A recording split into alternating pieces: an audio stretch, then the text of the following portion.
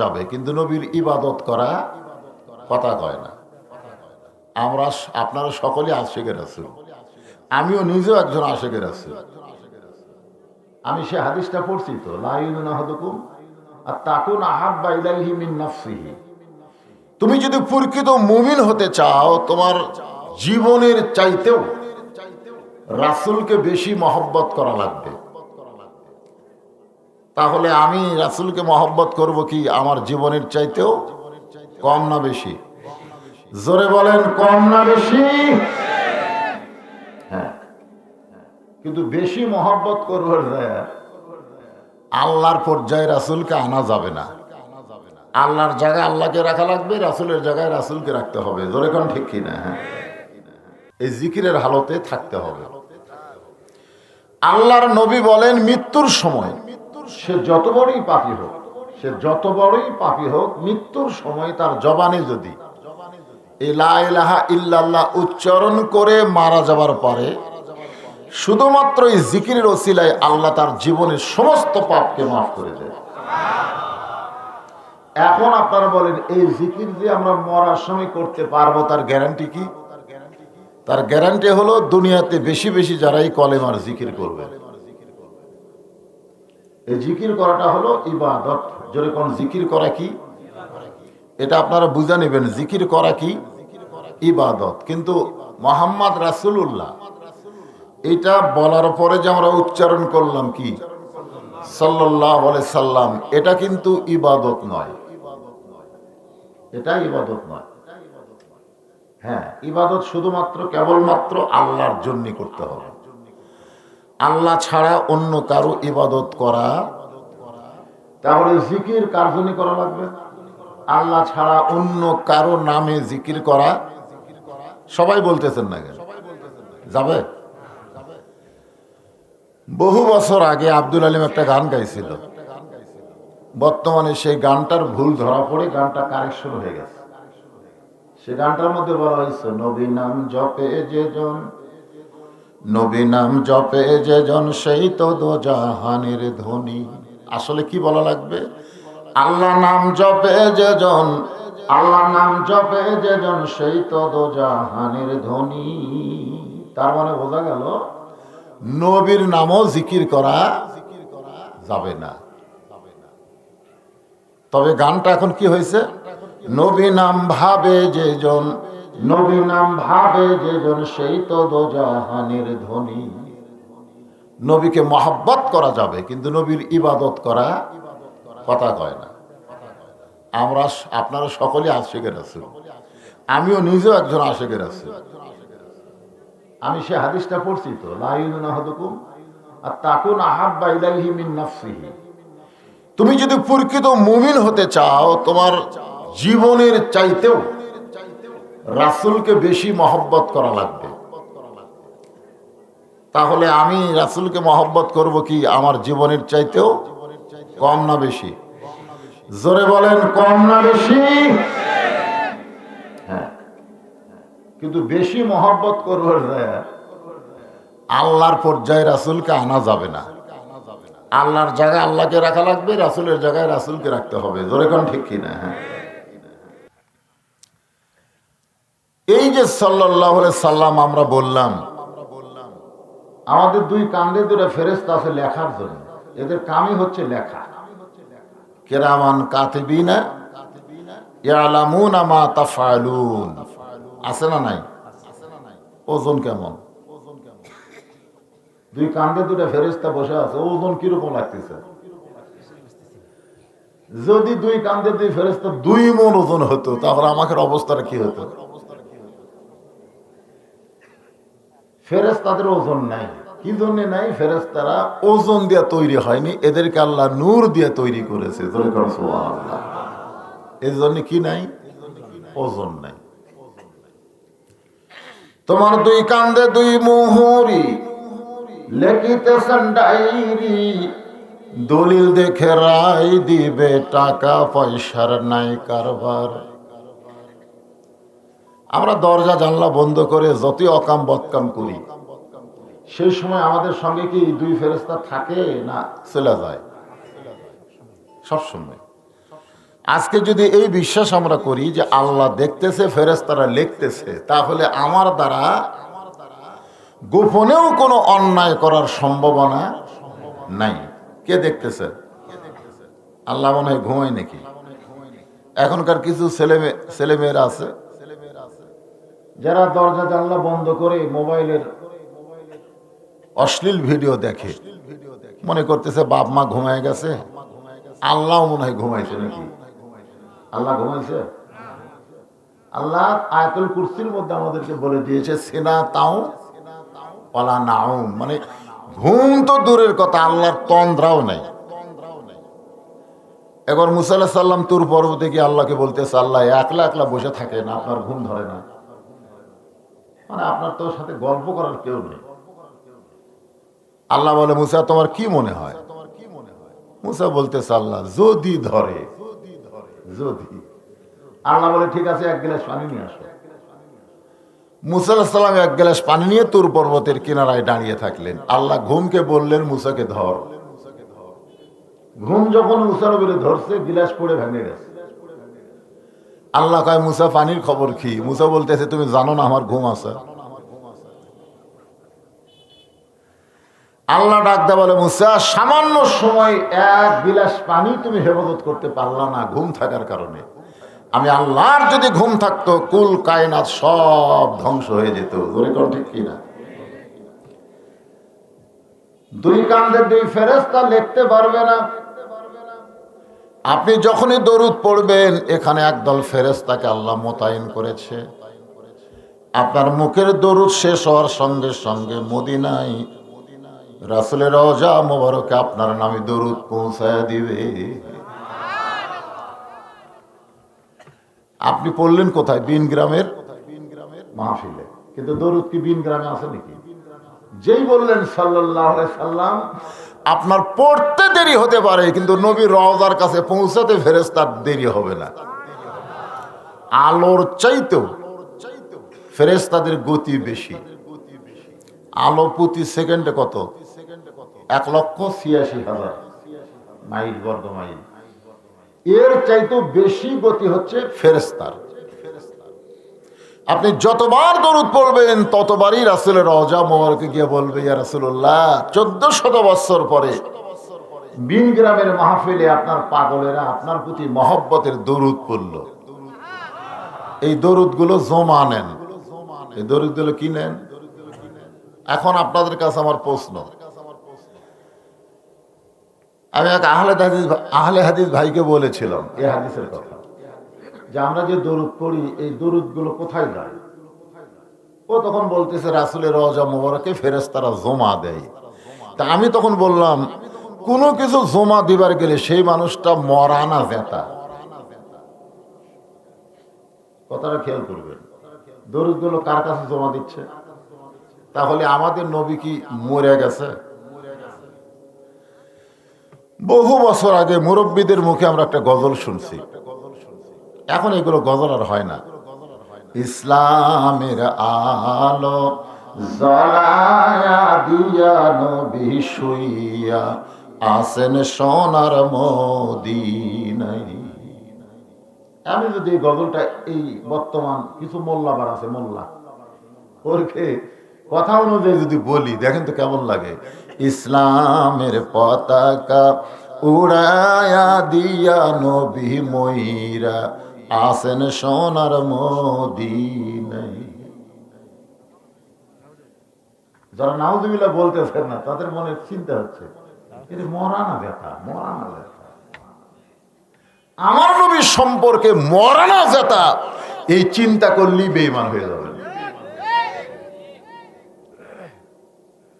আজকে বাংলাদেশে ফেতনায় ভরপুর, ফেতনা, খালি ফেতনা। এই ফেতনা আমরা ওয়াজ করবার যাই, আমি যখন প্রথম ওয়াজ শুরু করছি তখন এই ফেতনা ছিল না, কিন্তু যতই বুড়া হচ্ছি ততই ফেতনা বাড়তেছে। আজ থেকে 20 বছর আগে কোনো মাহফিলে আমি ওয়াজ করতে গিয়ে কেউ বলেনি হুজুর রাসূল নূরের না মাটির, কেউ বলেনি। কারণ জনগণ এগুলো শুনবারই চায় না। রাসূল নূরের তৈরি না মাটির তৈরি, এগুলো জনগণ শুনবার চায় না। কিন্তু হামাকের মধ্যে কিন্তু বক্তা আসে, এইগুলা মানুষের মধ্যে কি করে? সাপ্লাই দেয়। এই সাপ্লাই দেওয়ার পরে এখন চিন্তা করে, কি রে, রাসূল কিসের তৈরি? রাসূল কিসের তৈরি এটা আমাদের জানা দরকার না। আমাদের জানা দরকার লাকাদ কানা লাকুম ফি রাসূলিল্লাহি উসওয়াতুন হাসানাহ। এটা কি আমার কথা না আল্লাহর কথা? আল্লাহ কোরআনে বলেছেন, সফলতা যদি অর্জন করতে চাও তাহলে রাসূলের আদর্শকে তুমি গ্রহণ করে নাও। এখন আল্লাহ রাসূলের আদর্শটা কি? রাসূল যখন দুনিয়া থেকে বিদায় নিলেন, আমি কিন্তু বলবো না রাসূল মরে গেলেন। রাসূল যখন দুনিয়া থেকে কি নিলেন? কথা কয় না, বিদায় নিলেন। আপনাদের মনের মধ্যে ধোঁকা আসতেছে, এই ধোঁকাটা খালি আপনাদের মনের মধ্যে না, সাহাবীদের মনের মধ্যে আছে। ইবনে ইসহাকে সিরাতে রাসূলের ৩য় খণ্ড, ওফাতে রাসূল। আল্লাহর নবী যখন দুনিয়া থেকে বিদায় নেয়, এমন সময় হযরত আবু বকর রাদিয়াল্লাহু আনহু ঘোষণা করলেন, রাসূল দুনিয়া থেকে বিদায় নিয়েছে, তাকে দাফন করা লাগবে। কি করা লাগবে? কথা কয় না, দাফন করতে হবে। ওমর ফারুক বললেন, কেউ যদি বলে রাসূল বিদায় নিয়েছে, তারা দেহ থাকবে কিন্তু মাথা থাকবে না। ১ নম্বর বলে দাফন করব, আর ২ নম্বর বলতেছে মরি নাই। তাহলে এই যে ফিতনা, এটা কি আজ শুরু হয়েছে? এটা কিন্তু ১৪০০ বছর আগে শুরু হয়েছে। রাসূল যখন দুনিয়াতে ছিল তখন কোনো ফিতনা ছিল না। ওমর ফারুক গিয়ে বলতেছে, আবু বকর ভাই, ওসমান আলীর ভাগ্য এত ভালো, এরা ২ জন নবীর জামাই হয়ে গেল। তোমার ভাগ্য এত ভালো, তুমি শ্বশুর হয়ে গেলে। তাহলে আবু বকর হলেন নবীর শ্বশুর, ওসমান আলী হলো জামাই। আবু বকর বলতেছে, তুমিও ভাগ্য ভালো করো। ওমর বলে, কেমনে করবো? বলে, তোমার মেয়ে হাফসাকে নবীর সঙ্গে বিয়ে দাও, তাহলে আমরা ২ জন হব শ্বশুর, ওরা ২ জন হবে জামাই। ওমর ফারুক বললেন, এই চান্স মিস করা যাবে না। হাফসাকে নবীর সঙ্গে বিয়ে দিয়ে ২ সাহাবী হলেন শ্বশুর আর ২ জন হলেন জামাই। আপনার বলেন তো, মতের মধ্যে কোনো অমিল আছে? যেরকম কোনো অমিল আছে? কিন্তু যেই বিদায় নিছে, রাসূল একটা ভয়ানক কথা বলেছেন, আমি বিদায় নেওয়ার পরে আমার উম্মতের মধ্যে ৭৩টা দল হবে। ৭৩। কয় দল? বনি ইসরায়েলের মধ্যে ছিল ৭২, আর আমাদের মধ্যে হবে ৭৩। আল্লাহ রাসূল বলেন, ১ দল শুধু জান্নাতে যাবে, বাকি ৭২ দলকে আল্লাহ জাহান্নাম দিবে। এখন চিন্তা করতে হবে আমরা কোন দলের মধ্যে আছি, জাহান্নামী দলের মধ্যে না জান্নাতি দলের মধ্যে? এটা চিন্তা করার দরকার আছে না নাই? তো চিন্তা করলে কোনো সমাধান আসবে না, সমাধান নিতে হবে। এই দেখেন, অনুনাজ্জিলু মিনাল কুরআনি মা হুয়া শিফাউ ওয়া রাহমাতুল লিল মুমিনিন। যার বাংলা অর্থ হলো, সব সমস্যার সমাধান দিতে পারে আল কোরআন। আপনারা কি সবাই বলবেন? আমি যেই বলবো সব সমস্যার সমাধান, আপনারা বলবেন দিতে পারে আল কোরআন। বলবেন সবাই? তাহলে কোরআনের পক্ষে একটা স্লোগান হলো, এই কোরআন আপনার জন্য জান্নাতে যাওয়ার একটা সুপারিশ হয়ে থাকবে। জোরে করে সুবহানাল্লাহ। সব সমস্যার সমাধান হলো না, এটা মরদ মানুষের পাওয়া। পলকের নৌকার মিছিল আর চাইতে পরে হয়। মার্কা আছে, একদল কায় আছে, কোন সে মার্কা? নৌকা। হয় না? আর আজকে এত মানুষ কোরআনের পক্ষে একটা স্লোগান দিলেন, ম্যান মেনা স্লোগান। আমি যেই বলবো সব সমস্যার সমাধান, আপনারা বলবেন দিতে পারে আল কোরআন। যারা কোরআনের পক্ষে স্লোগান দিবে, মরার সময় আল্লাহ তাদের জবানকে খোলা রাখবে, কলেমা উচ্চারণ হবে। আর যারা স্লোগান দিবে না, মরার ১.৫ দিন আগে বোবা হবে। ১.৫ দিন আগে বোবা হবে, ও করে মরে যাবি, ওর মুখে কলমা আসবি না। আপনারা কি মুখে কলমা আনতে চান? তাহলে গলা খাঁকারে দেন। সব সমস্যার সমাধান আল কোরআনের আলো। ঘরে ঘরে না, ঘরে ঘরেও না, সংসদেও না, দিলে দিলেও না, দিলে দিলে কি, আল কোরআনে আলো সব জায়গায় যাবো, সব জায়গায়, কোনো জায়গা বাদ দেওয়া যাবে না, যেরকম ঠিক কিনা। আল কোরআনের আলো, কোরআন হাদিস যেখানে, দুনিয়ার মুসলমান লিল্লাহি তাকবীর। আলহামদুলিল্লাহ, বোঝা গেল যে কিছু লোক আমার সামনে আছে। বিনগ্রাম বাজার জামে মসজিদ প্রাঙ্গণ ইসলামী জলসা এবং হালকা জিকির মাহফিলের সম্মানিত সভাপতি মোহাম্মদ দেলোয়ার হোসেন দেলু, কে ছিলেন আপনি? মাশাআল্লাহ। আজকের মাহফিলের সম্মানিত সহসভাপতি মোহাম্মদ জিয়াদ আলী খান, আপনি? মাশাআল্লাহ। আজকের মাহফিলের সম্মানিত সভাপতি দ্বয়, আমি আমার অন্তরে অন্তঃস্থল থেকে শুভেচ্ছা জ্ঞাপন করছি। সম্মানিত প্রধান অতিথি জনাব আলহাজ অ্যাডভোকেট জনায়েত আহমদ পলক, সম্মানিত এমপি এবং সরকারের প্রতিমন্ত্রী, মাননীয় প্রতিমন্ত্রী সহ সম্মানিত অতিথিবৃন্দ, সকলকেই অন্তরের অন্তঃস্থল থেকে আমি শুভেচ্ছা জ্ঞাপন করছি। সম্মানিত ওলামায়ে কেরাম, আপনাদের মাঝে মাঝে যে সমস্ত আলেম ওলামা বসে আছেন, মঞ্চ উপবিষ্ট আছেন, মাগরিবের নামাজের পর থেকে এত রাত পর্যন্ত কোরআন হাদিসের আলোকে যেনারা গুরুত্বপূর্ণ আলোচনা করে আপনাদেরকে শোনালেন, আলেম সহ আজকের মাহফিলের বক্তাগণকে অন্তরের অন্তঃস্থল থেকে আমি শুভেচ্ছা জ্ঞাপন করছি। এই মুহূর্তে আমার সামনে আপনারা যারা বসে আছেন, আপনারা কিন্তু সকলেই আল্লাহর পাগল, সকলেই। কার পাগল? আপনাদের বাড়িতে ল্যাপ তোষক আছে না নাই? নাই? তো ল্যাপ তোষকের মায়া বাদ দিয়া শীতের রাতে এ খেরের উপরে যারা বসে, এরাই পাগল। এই সকল আল্লাহর পাগলদেরকে আমি অন্তরের অন্তঃস্থল থেকে শুভেচ্ছা জ্ঞাপন করছি। সম্মানিত মা বোনেরা, পর্দার অন্তরালে বসে বসে যারা আলোচনা শুনতেছেন, তাদেরকে শ্রদ্ধা জ্ঞাপন করে দীর্ঘ অনেক বছর পরে আমারই মনে হয়, যখন বিনগ্রামে ওয়াজ করতে এসেছিলাম তখন আমার দাড়িটা সব কালো ছিল, ঠিক কিনা বলেন? 20-22 বছর আগেকার কথা, 94-96 সালে হবে। দীর্ঘ বহু বছর পরে আজকের এই মাহফিলে জানতে চাচ্ছি আপনারা সকলে কেমন আছেন? আলহামদুলিল্লাহ রাব্বিল আলামিন। যে আল্লাহ তাআলা শারীরিক সুস্থতা দান করে মানসিক প্রশান্তি লাভের জন্য আজকের জান্নাতের বাগানে কবুল করলেন, আমরা সে আল্লাহর উপরে খুশি না বেজার?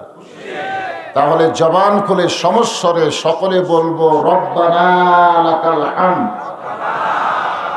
হামদান কাসীরান তাইয়িবান মুবারাকান ফীহি।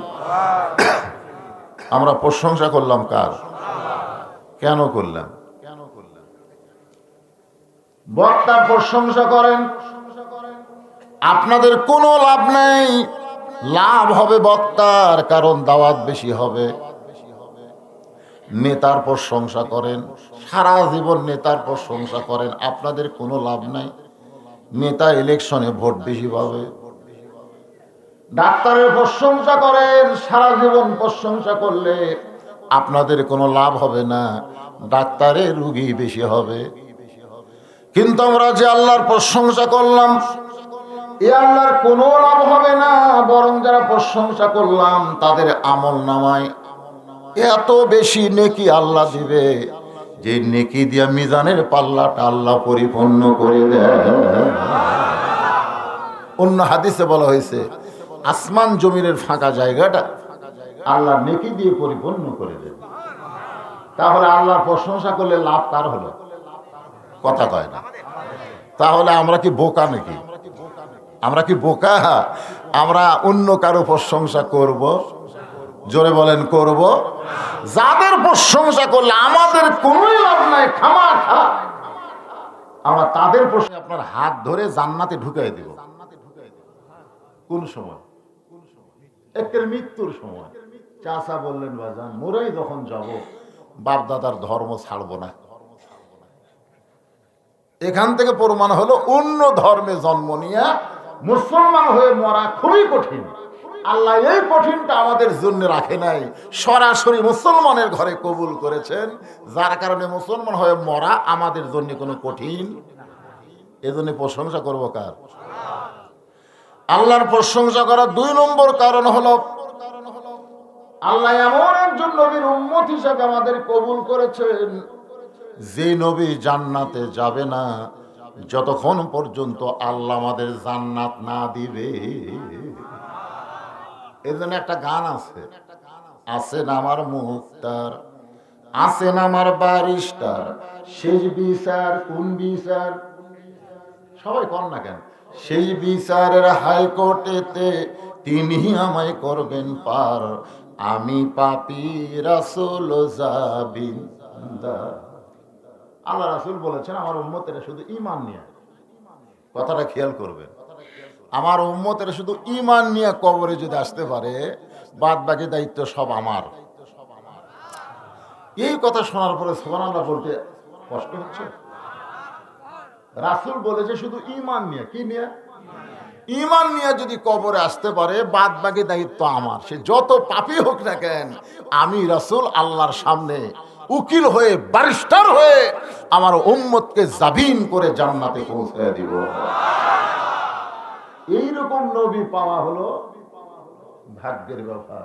এজন্য মাঝে মাঝে আমি ড্রেসিং টেবিলের সামনে আয়নাকে সামনে নিয়ে এরকম কপালে হাত দেয়, কপালে এরকম হাত দেয়, চুমা খাই।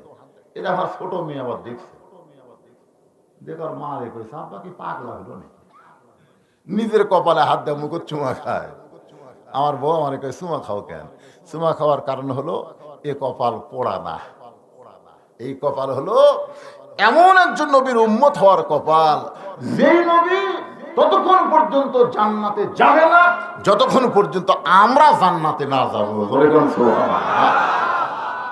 এখন আপনারা বলেন, এই বিশ্ব নবীর উম্মত হওয়াতে আমাদের ভাগ্য কেমন? তাহলে প্রশংসা করবো কার? আল্লাহর প্রশংসা করার 3 নম্বর কারণ হলো এই যে কোরআনের ওয়াজ আপনারা শুনবেন। বাবা আদম থেকে ঈসা আলাইহিস সালাম পর্যন্ত যত কিতাব আল্লাহ দিয়েছে, সমস্ত কিতাবের মধ্যেই গোঁজামিল। নবীরা যখন ছিল তখন ভালো ছিল, এই নবীরা বিদায় হয়ে গেল, নবীর উম্মতেরা ইচ্ছা মতো বাদ দেয়, ইচ্ছা মতো ঢুকালো। আগে কিন্তু ইনজিল শরীফ ছিল, এখন হচ্ছে বাইবেল। ধরে কোনো কথা ঠিক কিনা?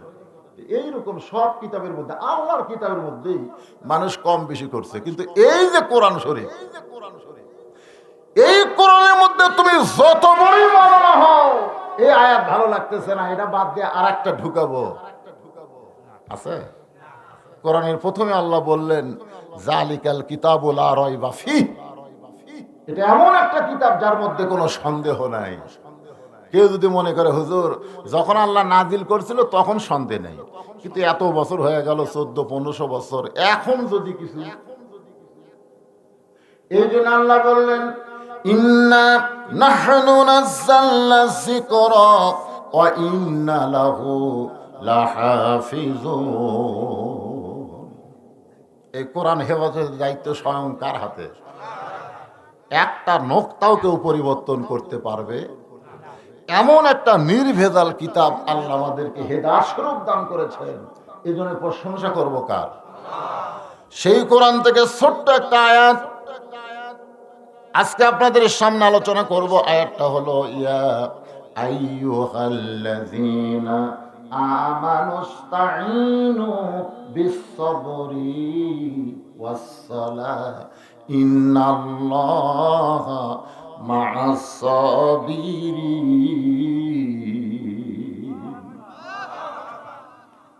এই আয়াতের মধ্যে কিন্তু আপনাদের মসজিদের কথা আছে।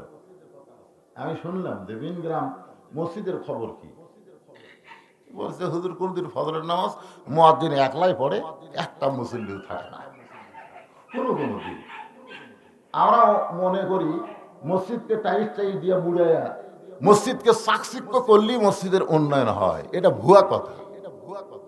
মসজিদের উন্নয়ন হবে যত বেশি মুসল্লি হবে। কথা ঠিক না? মুসল্লি কম, কিসের মসজিদ রে? বর্তমান সরকার 564টা মসজিদ বানিয়ে দিছে, 564টা মসজিদ নাম দিছে মডেল মসজিদ। জোরে কি মসজিদ? কিন্তু মুসল্লি নেই, মুসল্লি নেই। এখন হয়তো আপনারা বলবেন, হুজুর ওয়াজ করবেন, ওয়াজ করলে মানুষ যেন নামাজি হয়। ওয়াজ দিয়ে যদি মানুষ নামাজি হতো, নবীর চাইতে ভালো ওয়াজ কোনো বক্তা জানে? সেই নবী 13 বছর ওয়াজ করে মুসলমান হয়েছে মাত্র 320 জন। 13 বছর ওয়াজ দিয়া মুসলমান কয়জন? 320 জন। 13 বছরের ওয়াজ, নবীর ওয়াজ। আর আমাকে এই 5টা বক্তার ওয়াজ। নবী 13 বছর ওয়াজ করে মুসলমান হলো 320 জন। নবী কয়, আল্লাহ এত কষ্ট করে কলেমার দাওয়াত দেয়া পিটন খাওয়া মুসলমান তো হয় না। আল্লাহ বলে, ঠিক আছে, আপনাকে জায়গা পরিবর্তন করা লাগবে। আল্লাহ তাআলা জায়গা পরিবর্তন করলেন হিজরতের মাধ্যমে। মাত্র 8 বছর। ধরে কোন কয় বছর? 8 বছরে 10,000 সাহাবী নিয়ে নবী মক্কা বিজয় করলেন। তাহলে 13 বছরে কত? 320 জন। আর 8 বছরে 10,000 সাহাবী, 10,000 সাহাবী নিয়ে মক্কা বিজয়। এখন আপনারা বলেন তো, মক্কার ইসলাম আর মদিনার ইসলাম, এই দুইটার মধ্যে তফাৎ আছে না নাই? বর্তমানে বাংলাদেশে যে ইসলাম চলতেছে এটা হলো মক্কার ইসলাম। কিসের ইসলাম? মসজিদ হবে কিন্তু মুসল্লি হবে না। বক্তারা ওয়াজ করবে, ওয়াজ শুনবে একটা পর্যন্ত, কিন্তু ফজরের নামাজ পড়বে না। কথা কান না খান। আবু জেহেল কি নবীর ওয়াজ শোনে? আপনাদের চাইতে ভালো। আপনার তো বসে থেকে শুনতেছেন, ওই খাড়া হয়ে শুনছেন। সকালবেলা মিটিং এর মধ্যে বলতেছে, এত সুন্দর কোরআনের বাণী, রাতটা কোন দিক দিয়ে গেল আমি বুঝতে পারিনি। দেখছেন, বুঝলি শুধু ওয়াজ চলবে। এত সুন্দর কোরআনের বাণী, রাতটা কোন দিক দিয়ে গেল বুঝবারই পারিনি। আবু সুফিয়ান বলে, নেতা, যেই কোরআন শুনতে এত ভালো লাগে সেই কোরআন ধরলে অসুবিধা কি? আবু সুফিয়ান আবু জেহেলের উকিল বলতে, যেটা শুনতে রাত কোন দিক দিয়ে গেল বলা যায় না, সেইটা ধরলে ক্ষতি কি? আবু জেহেল বলতেছে, আবু সুফিয়ান তুই এমন প্রশ্ন করেছিস, এরা হক কথা বলতে গেলে এতগুলো মানুষের সামনে বলা যাবে না, তোর কানে কানে বলা লাগবে। কারণ হক কথা জোরে বলা যাবে, জোরে বললে আজরাইল ধরার আগে পুলিশ ধরিবে। আজকাল অনেক মানুষ কিন্তু আমরা আজরাইল ধরার চিন্তা করি না। আজরাইল ধরা হলো হক। জোরে কোন কথা ঠিক কিনা? পুলিশ ধরার ভয়ে আলুর বাগড়ের মধ্যে লুকে আছে, কম্বল নিচে একটা পারছে, উপর একটা গাওয়াত দিছে কালো, যেন বুঝবার না। কি ধরার ভয়? পুলিশ ধরার ভয়। তো আজরাইল পুলিশের পোশাক করে ঠিক আছে, বলতেছে, কি খবর ভাই? হাই রে হাই, এই জায়গায় পুলিশ, তুমি কেমনে খবর পেলে? কয়, না রে ভাই, আমি পুলিশ না রে, আমি হলাম আজরাইল। তখন কান্দের বলে, আল্লাহ রে, খালি পুলিশ ধরার চিন্তা করছি, আজরাইল ধরার চিন্তাই করি। আজকে আমাদেরকে যেটা ধরবি সেটার চিন্তা নাই, পুলিশ ধরার চিন্তা করলে হবে না। যে কোনো মুহূর্তে আমাদেরকে আজরাইল ধরবে আল্লাহর হুকুমে। কথা ঠিক কিনা? একটু মনোযোগ দিয়ে শুনবেন। আবু জেহেল বলতেছে, হক কথা জোরে বলা যাবে না, তোর কানটা আমার মুখের কাছে দে। আবু সুফিয়ান যখন কানটা মুখের কাছে দেয়, আবু জেহেল চারিদিকে তাকাইছে। ফিসফিস করে বললেও যদি কেউ বুঝবার হয়, এজন্য চারিদিকে তাকায় দেখে পরিষ্কার কেউ নাই। বলতেছে, আবু সুফিয়ান, এই কোরআন ধরলে, এই কোরআন যদি আমরা ধরি, তাহলে আমাদের মতন ভুয়া নেতাকে নেতৃত্ব চলবে। আমরা যারা নেতাগিরি করতেছি আমরা হলাম ভুয়া। ধরে কোন কি কথা বল না, জোরে কি? এই ভুয়া নেতাদের নেতৃত্ব চলবে না। আসল নেতা হবে আব্দুল্লাহর এতিম পোলা। আজকে আল্লাহর কোরআনের যদি দল করেন, কোরআনকে যদি আপনারা গ্রহণ করেন, তাহলে মসজিদে মুসল্লি ডাকা লাগবে না। মুসল্লি ভরপুরে মসজিদ একতলা থেকে দোতলা এমনি হয়ে যাবে। জোরে কোন কথা ঠিক কিনা? তো এই ওয়াজ দিয়া আল্লাহর নবী মক্কায় কোনো মসজিদ নির্মাণ করেন নাই। মক্কায় নামাজ পাইছেন নবুয়তের 10ম বৎসরে, কিন্তু মসজিদ বানান নাই। হিজরত করে যখন মদিনায় গেলেন, সর্বপ্রথম যে মসজিদটা বানালো সেই মসজিদের নাম হলো মসজিদে কুবা। আল্লাহ রাসূল বলে